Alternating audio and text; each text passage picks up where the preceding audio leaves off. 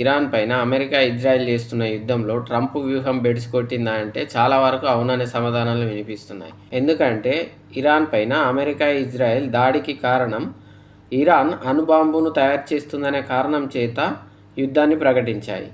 కానీ 2025 సంవత్సరం జూన్లోనే Iran, Israel కలిపి చేసిన దాడిలో ఇరాన్ న్యూక్లియర్ తయారీని ధ్వంసం చేశాయని ట్రంప్ ప్రకటించాడు. కానీ ఇప్పుడు మళ్ళీ ఇరాన్ న్యూక్లియర్ను మొదలుపెట్టింది. ఇరాన్ కనుక న్యూక్లియర్ బాంబును తయారు చేస్తే ఇతర దేశాలు ఇరాన్ వల్ల చాలా ప్రమాదానికి గురవుతాయనే కారణంతో అక్కడ ఉన్నటువంటి ఖమేనీ ప్రభుత్వాన్ని కూల్చాలనుకున్నాడు.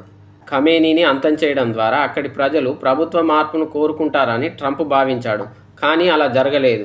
అక్కడి ప్రజలు ఖమేనీ మృతికి సంతాపంగా ట్రంప్కు వ్యతిరేకంగా నినాదాలు చేశారు.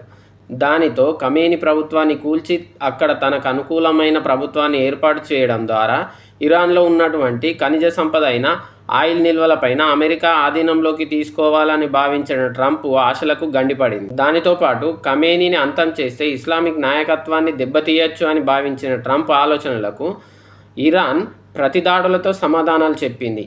ఇరాన్, ఇజ్రాయిల్, అమెరికాతో పాటుగా తన తోటి అరబిక్ దేశాలైన దుబాయ్, ఖతార్, బహ్రెయిన్, కువైట్ వంటి దేశాల మీద కూడా ప్రతిదాడులను ప్రారంభించింది. వాళ్ళ చేతే యుద్ధం ఆపించాలనే రివర్స్ గేమ్ మొదలుపెట్టింది. దానిలో భాగమే దుబాయ్, ఖతార్, బహ్రెయిన్, కువైట్ వంటి దేశాల మీద దాడి చేయడం.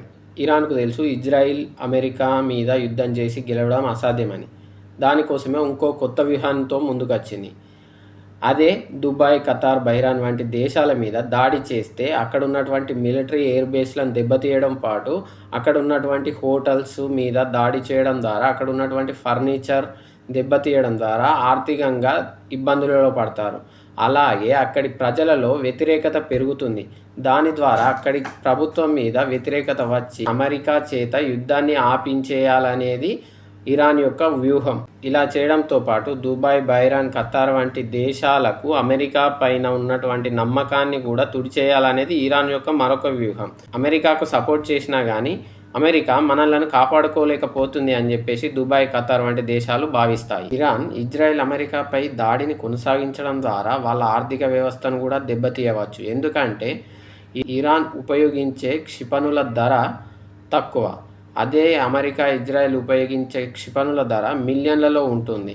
ఇప్పటికే నష్టపోయిన ఇరాన్కు యుద్ధాన్ని కొనసాగించడం వల్ల కొత్తగా వచ్చే నష్టమేమీ లేదు. కానీ అదే అమెరికా యుద్ధాన్ని కొనసాగించడం ద్వారా ఆర్థికంగా నష్టపోవడంతో పాటు ప్రాణ నష్టం జరిగితే అక్కడున్నటువంటి అమెరికా ప్రజలలో వ్యతిరేకత వచ్చి అమెరికా తనంతట తానే యుద్ధాన్ని ఆపివేయాలా చేయాలనేది ఇరాన్ యొక్క మరో ఉద్దేశం. ఎందుకంటే అగ్రదేశమైన అమెరికా ఆర్థిక నష్టాన్ని భరించాలి. చూడాలి ఈ యుద్ధం వల్ల ఏ దేశం ఎక్కువగా నష్టపోతుంది, దీనివల్ల లాభపడేది ఎవరు, ఈ యుద్ధం ద్వారా సాధించేది ఏమిటో